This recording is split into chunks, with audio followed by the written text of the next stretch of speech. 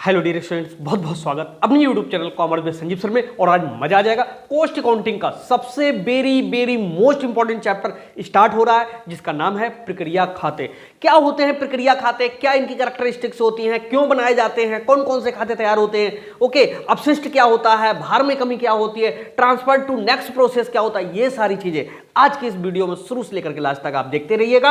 और एग्जाम की दृष्टि से ये क्वेश्चन बहुत मोस्ट इंपॉर्टेंट है, ओके। और इससे न्यूमेरिकल या लॉन्ग क्वेश्चन थ्योरी का 100% आता है। वैसे मैं बताऊं कि मोस्टली तो इससे न्यूमेरिकल आता है, लेकिन थ्योरी भी अगर आती है तो समझ लीजिएगा कि आज की वीडियो से वो बच नहीं सकती, क्योंकि आज की वीडियो में हम सब कुछ कवर कर देंगे एक ही वीडियो में, ओके। तो आइए शुरू करते हैं और समझाते हैं भाई चैप्टर नंबर 14 के लिए प्रक्रिया खाते कॉस्ट अकाउंटिंग में। ठीक, सबसे पहले बात करेंगे हम प्रक्रिया खाते होते क्या हैं। यानी प्रक्रिया खाते तो बाद में होते हैं, पहले प्रक्रिया क्या होती है इसको समझना होगा। और इसके न्यूमेरिकल्स अगर आपको वास्तव में बहुत अच्छे से करने तो ऑनलाइन क्लासेस ज्वाइन करने के लिए 9719811101 ऑफिस का नंबर है, जहां पर पूरी कॉमर्स की टीम आपकी हेल्प में लगी हुई है। और जो हमारे नोट्स हैं इतने इजी हैं, क्योंकि मार्केट के नोट्स से हमारे नोट्स में जो लैंग्वेज है बहुत ज़्यादा इजी होती है, सरल होते हैं और हेडिंग्स बहुत अच्छी होती हैं, ओके। तो आइए शुरू करते हैं, समझाते हैं। सबसे पहला जो हमारा टॉपिक है वो आता है कि भाई प्रक्रिया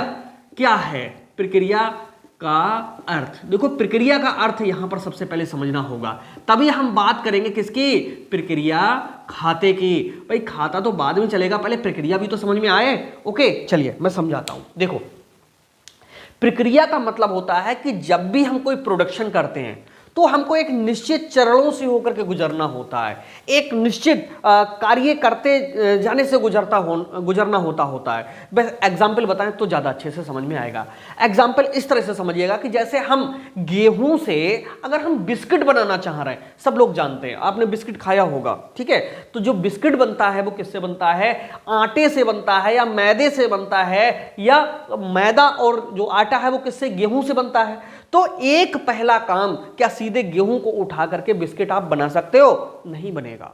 क्या करना होगा, सबसे पहले गेहूं की सफाई करके उसको पीसना होगा, एक काम हो गया। पहला काम क्या हो गया कि गेहूं से आटा या मैदा तैयार करना, एक काम हो गया। दूसरा काम है कि उस मैदे और आटे को एक निश्चित अनुपात में, निश्चित रेशियो में, ठीक है, क्या करेंगे, उसमें सारी चीजें, उसमें शुगर मिलाई जाएगी, उसमें जो और सुगंधित चीजें हैं वो मिलाई जाएंगी, जो स्वाद आए उसके लिए जो भी उसमें रॉ मटेरियल पड़ता होगा वो सब मिलाया जाएगा। और मिलाने के बाद में उसका एक मिक्सचर तैयार किया जाएगा। कितने काम हो गए, दो काम हो गए। पहला गेहूं से आटा या मैदा बनाना, दूसरा जो आटा और मैदा है उसमें सारी चीजें मिक्सअप करके एक मिक्सचर बनाना, ठीक है। और तीसरा काम क्या होगा, तीसरा काम यह होगा कि उसको एक लिक्विड के रूप में बना करके और बिस्किट को तैयार करना होगा। और वही बिस्किट फिर पैकिंग करके हमारे मार्केट में आ जाते हैं।